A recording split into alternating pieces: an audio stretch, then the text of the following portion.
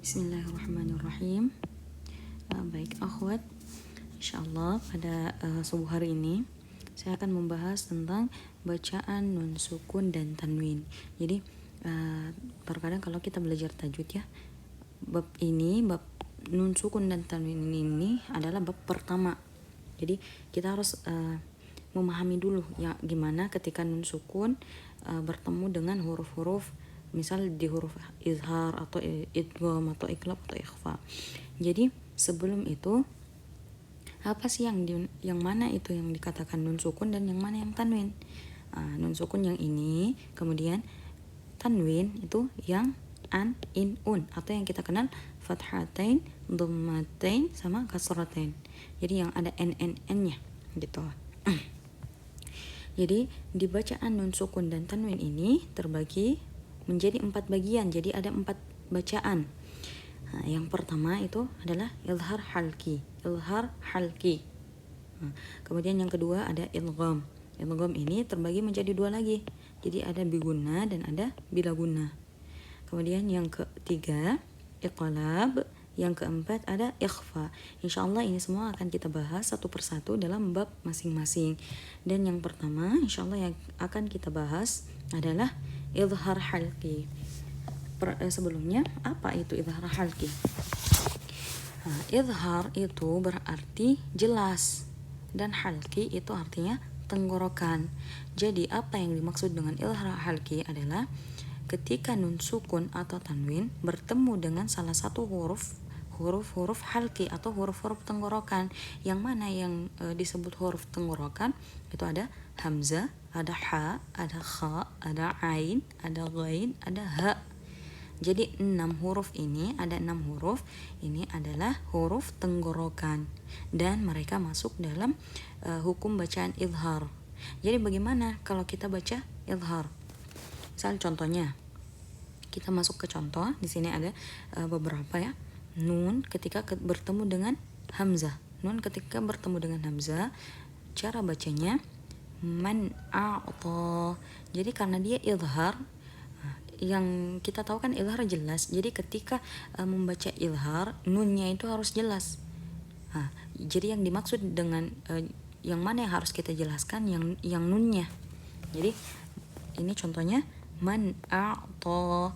Kemudian yang kedua ada nun bertemu ha, yanha. Jadi nun yan. Jadi itu jelas. Yanha beda sama yang lain. Jadi ini khusus izhar, dia harus jelas.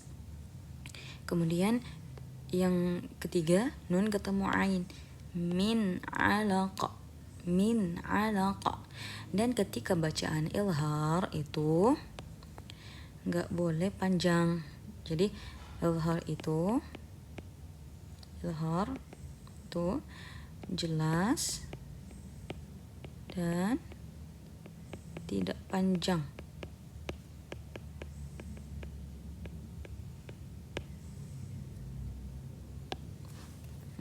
Jadi ini bacaan izhar itu jelas dan tidak panjang. Jadi bukan min alaqa. Jadi itu salah kalau misalnya min alaqa atau man a'ta atau yanha. Jadi ini harus jelas dan tidak panjang. Jadi min alaqa. Kemudian yang keempat ada nun ketemu ha, yanhituna. Kemudian yang kelima nun ketemu gha, min ghillin. Kemudian yang keenam nun bertemu dengan kha, min khauf. Jadi bukan min khauf.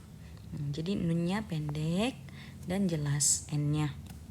Kemudian di sini ada contoh dari tanwin. Jadi ada tanwin di sini yang pertama kasratain bertemu dengan hamzah. Contohnya hasidin idza.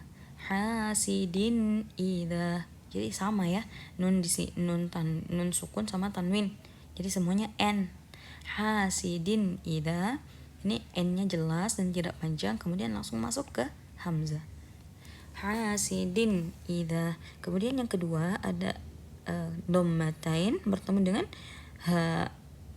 Jadi sini ada salamun hiya.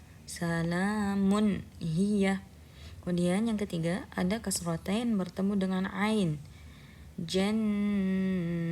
jannatin aliyah. Ini tin aliyah, jannatin aliyah.